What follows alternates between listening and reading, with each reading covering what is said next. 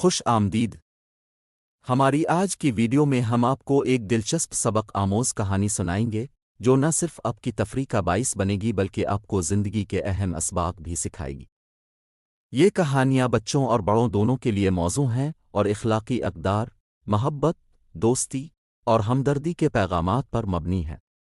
تو چلیے دیکھتے ہیں کہ آج کی کہانی میں ہمیں کیا سیکھنے کو ملتا ہے۔ ویڈیو پسند آئے تو لائک کریں، سبسکرائب کریں اور دوستوں کے ساتھ شیئر کریں۔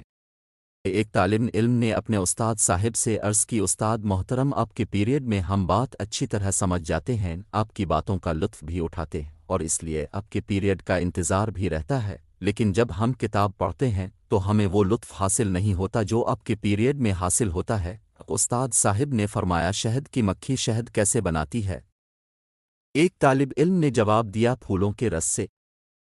استاد صاحب نے پوچھا، اگر تم پھولوں کو یوں ہی کھا لو تو ان کا ذائقہ کیسا ہوگا؟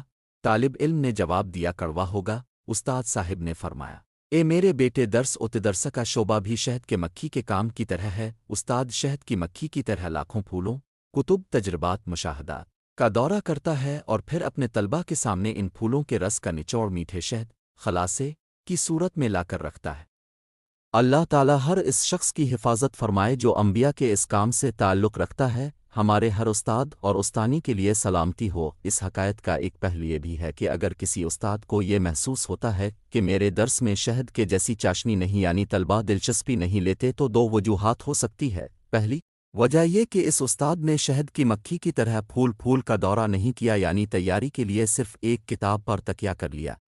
دوسرا یہ کہ شہد کی مکھی کی طرح اس استاد نے پھولوں کا رس نکال کر شہد بنانے کے بجائے طلباء کے سامنے کڑوے پھول لا کر رکھ دیے، یعنی جیسا کتاب میں پڑھا تھا ویسا کا ویسا طلباء کو سنا دیا۔